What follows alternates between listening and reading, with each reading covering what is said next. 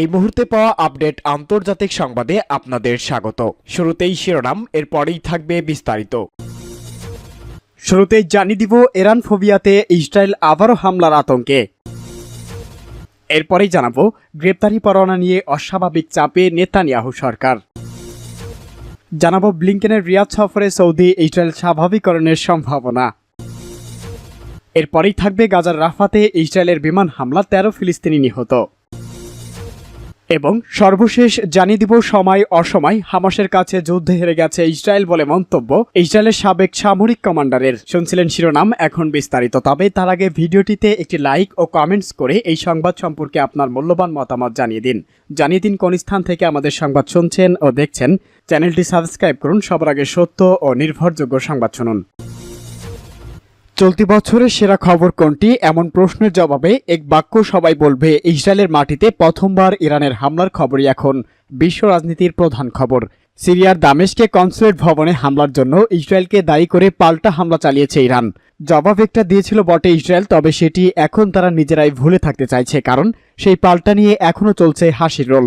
Iran কিন্তু বলে কয়ে গত 13 এপ্রিল দিবাগত রাতে ইসরায়েলের ভূখণ্ড লক্ষ্য করে ড্রোন আর মিসাইলের বান ডেকেছিল। আর সেই বান ঠেকাতেই ইসরায়েলের যে ঘাম ছুটে গিয়েছিল তা ইসরায়েলের মুখের ভাষাই বলে দিচ্ছে। সম্প্রতি একটি ভিডিও প্রকাশ হয়েছে। ভিডিওটিতে দেখা যাচ্ছে ইরানের হামলার সেই রাতে রীতিমতো ছোটাছুটি পড়ে গিয়েছিল দেশটির বিমানবাহী ভূগর্ভস্থ নিয়ন্ত্রক কক্ষে।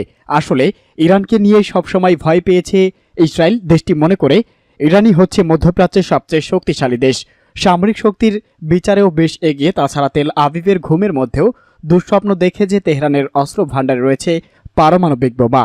যদিও ইরান সেটি স্বীকার করে না। এছাড়াও স্বাধীন ফিলিস্তিন রাষ্ট্রের দাবিতে ইরানের স্বয়ংক্রিয় অবস্থা নিয়েও আতঙ্কে ভুগছে ইসরায়েল।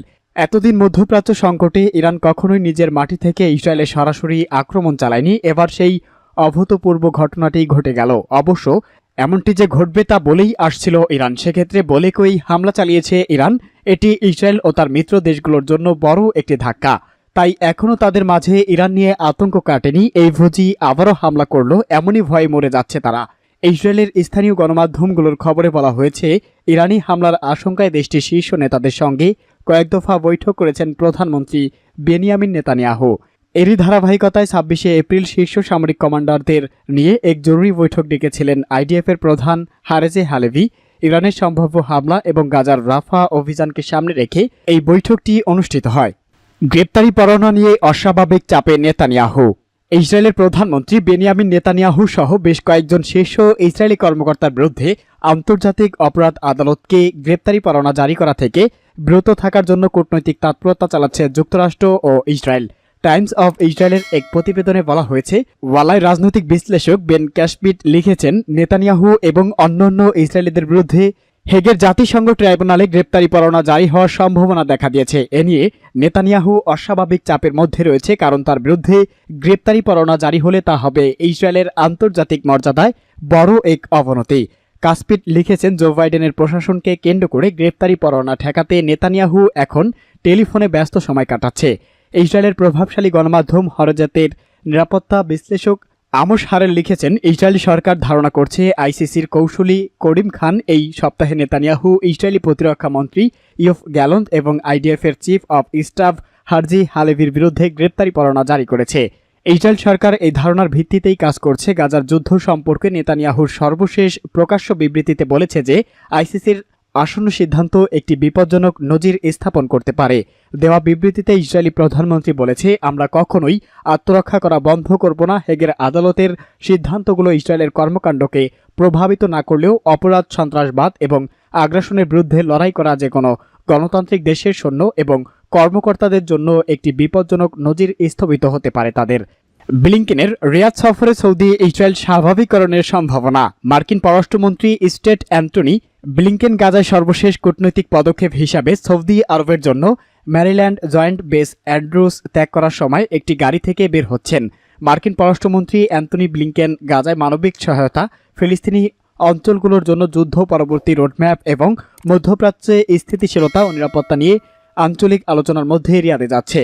স্টেট ডিপার্টমেন্ট বলেছে, সেক্রেটারি ব্লিংকেন গাজায় একটি যুদ্ধবিরতি অর্জনের চলমান প্রচেষ্টা নিয়ে আলোচনা করবে, যা পণবন্দীদের মুক্তি নিশ্চিত করবে।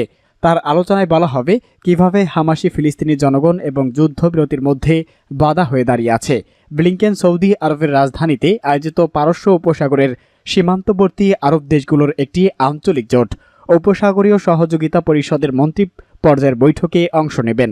হোয়াইট হাউসের জাতীয় নিরাপত্তা মুখপাত্র জন কার্বি এবিসির দিস উইক অনুষ্ঠানে বলেন, যুক্তরাষ্ট্র, ইসরায়েল এবং হামাস বিদ্রোহীদের মধ্যে গাজায় প্রায় 7 মাস ব্যাপী যুদ্ধটি 6 সপ্তাহের একটি যুদ্ধবিরতির জন্য চাপ অব্যাহত রেখেছে। যুদ্ধবিরতি নিয়ে আলোচনার কয়েক মাস ধরেই চলছে এবং একটি চুক্তি হতে পারে বলে পর্যায়ক্রমে সংকেত থাকা সত্ত্বেও কার্বি আলোচনায় নতুন অগ্রগতির কোনো ইঙ্গিত দেয়নি। তিনি বলেছে, ইসরায়েল যুক্তরাষ্ট্রের কর্মকর্তাদের আশ্বস্ত করেছে যে তারা যুক্তরাষ্ট্রের উদ্যোগের কথা পুরোপুরি না শুনে গাজার দক্ষিণ অঞ্চলে রাফা শহরে স্থল সেনা পাঠাবে না। ওই ধরনের হামলা সেখানে আশ্রয় নেওয়া 10 লাখেরও বেশি ফিলিস্তিনিদের জীবনকে বিপন্ন করবে। গাজার যুদ্ধ পরবর্তী রোডম্যাপ, দৈনিক মানবিক সহায়তা বৃদ্ধি এবং ইসরায়েলি মানবিক সহায়তা বিতরণের জন্য উত্তরাঞ্চলে একটি ক্রসিং এবং আশদোদ বন্দর ব্যবহার করা শুরু করা সত্ত্বেও গাজায় মানবিক সংকট ভয়াবহ পর্যায়ে রয়েছে। গাজার রাফাতে ইসরায়েলের বিমান হামলা 13 ফিলিস্তিনি নিহত। এবার অবরুদ্ধ গাজায় রাফাতে বিমান হামলা চালিয়েছে, 13 জনকে হত্যা করেছে ইসরায়েল। হামলায় আহত হয়েছে আরও অনেক ফিলিস্তিনি। হামলায় নিহত ফিলিস্তিনের সংখ্যা আরও বাড়তে পারে। রয়টার্সের এক প্রতিবেদনে বলা হয়েছে, গাজার দক্ষিণ অঞ্চলীয় রাফা শহরে 3টি বাড়িতে ইসরায়েলি বিমান হামলায় 13 জন নিহত এবং আরও অনেকে আহত হয়েছে বলে চিকিৎসকরা জানিয়েছে। অবশ্য গাজার মিডিয়া আউটলেট মৃত সংখ্যা 15 জন বলে জানিয়েছে। অন্যদিকে গাজা উপত্যকার উত্তরে অবস্থিত গাজা শহরে ইসরায়েলি বিমান 2টি বাড়িতে হামলা চালিয়েছে। এতে বেশ কয়েকজন নিহত ও আহত হয়েছেন বলে স্বাস্থ্য কর্মকর্তা জানিয়েছে। মূলত হামাস ও দখলদার ইসরায়েলের মধ্যে গত বছরের 7 অক্টোবর থেকেই যুদ্ধ শুরু হয়েছে। ওই সময় এক জায়গা থেকে আরেক জায়গা করে 13 লাখ মানুষ রাফাতে এসে আশ্রয় নিয়েছে। এখন সেই রাফাতে হামলার পরিকল্পনা করেছে নেতানিয়াহু সরকার। হামাসের কাছে যুদ্ধে হেরে গেছে ইসরায়েল। ইসরায়েলের একজন প্রাক্তন ন্যায়পাল ও সাবেক সামরিক কমান্ডার জেনারেল ইশাক বারাকের একটি বক্তব্যে ব্যাপক আলোচনা চলেছে। তিনি বলেছে, ইসরায়েল গাজা উপত্যকায় হামাসের বিরুদ্ধে যুদ্ধে হেরে গেছে। বারাক হিব্রু ভাষায় পত্রিকা মারিফ এক নিবন্ধনে বলেছে, আপনি অনেক লোকের সাথে দীর্ঘ সময়ের জন্য মিথ্যা বলতে পারবেন। তিনি সতর্ক করেছেন, গাজা উপত্যকায় এবং লেবাননে হিজবুল্লাহর বিরুদ্ধে যা ঘটেছে তা এখনই অথবা পরেই আমাদের মুখের সামনে বিস্ফোরিত হবে। ইসরায়েলি হোম ফ্রন্ট একটি আঞ্চলিক যুদ্ধের জন্য প্রস্তুত নয়, যা গাজা উপত্যকায় যুদ্ধের চেয়ে 1000 গুণ বেশি কঠিন ও গুরুতর হবে। জেনারেল ইশাক বারাক তার নিবন্ধনে লিখেছে, আমরা হামাসের সাথে যুদ্ধে হেরেছি এবং আমাদের মিত্রদের ও দ্রুত হারাচ্ছি।